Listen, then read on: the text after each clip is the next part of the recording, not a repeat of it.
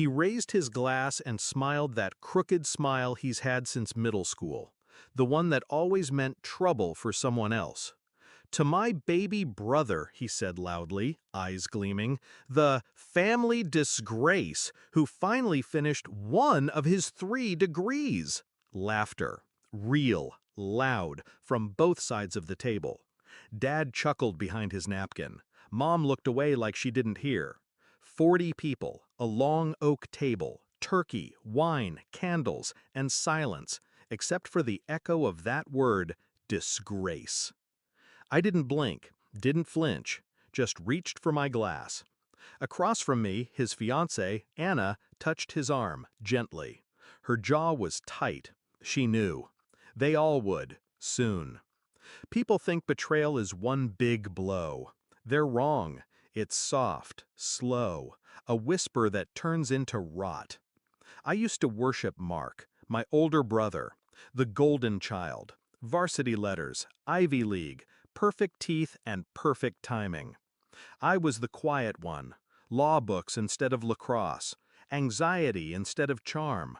He told me I thought too much, that no one liked to know it all. But I still tried, still came to his games, still cheered, even when he never came to my graduations, even when he slept with the girl I loved in college, then laughed when I found out. Survival of the fittest, he said. I swallowed it, for years. But Thanksgiving wasn't the beginning, it was the finale, the final scene I wrote with perfect timing. Because revenge is best when it's silent, clean, and final. 2 years ago, I was living out of my car, working court clerical jobs by day, flipping case notes by night, barely scraping by. Meanwhile, Mark was on magazine covers, the youngest managing partner in his firm's history. I still remember the headline. I still remember how Mom framed it. I studied harder, clerked longer, didn't sleep, didn't complain, didn't ask for help. 3 failed bar attempts, then a 4th, then silence, until I passed, quietly. Then came the grind, public defense, pro bono cases, late nights with cold coffee and murder files.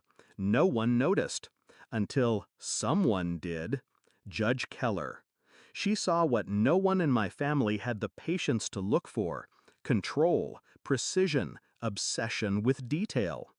6 months later, I was on her short list for a federal clerkship. Mark didn't know. No one did.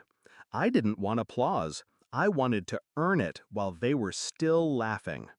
The clerkship led to my recommendation, and 2 months ago, my name landed on the president's desk.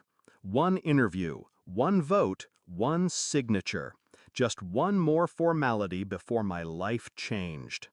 Which brings us back to Thanksgiving, to the moment Mark mocked me. To Anna, his fiancée, whom I hadn't seen since the announcement, shifting uncomfortably in her seat. She looked beautiful and nervous. She knew it was coming. I'd told her a week earlier, over coffee. She didn't believe me at first, until I showed her the letter, signed, stamped, official. I waited until dessert, then I stood, slow, calm, glass in hand. "I do have some news," I said, voice steady. Mark smirked. "Please tell us it's not another online course." More laughter. Anna didn't laugh. "Last week," I said, "I received confirmation that I've been appointed to the United States District Court." Silence. Cold and sudden. A spoon dropped. Then Anna, God bless her, turned to me and said, loud and clear, "Congratulations, Your Honor." 40 heads turned. Mark's smile cracked. I didn't gloat, didn't thank them, didn't explain. I just let the silence eat them alive. Mark blinked, twice. Looked at Anna, then at me. "You're kidding?" "No." Mom's fork hovered midair. Dad cleared his throat. "Federal?" I nodded once. "Confirmed yesterday. I start next month." Mark laughed, hollow. "What, some internship?" Anna cut in. "No, an appointment." He looked like someone had just slapped him. You? He whispered. Yes, I said, slowly, savoring the word. Me. I left before they finished dessert. Walked out with my coat over my shoulder, calm and clean. No yelling, no chaos. Just the truth. The one they never saw coming. Mark texted me the next morning. You could have told us. I didn't reply, because telling them wouldn't have mattered. They never heard me anyway. The news hit the local papers 2 days later. Photo, title, swearing-in ceremony. I didn't invite them, but Anna came. She stood in the back, hands folded, eyes proud. I heard she left him the week after.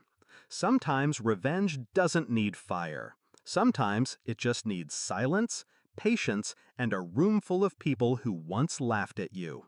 And one title they can never take back: your honor.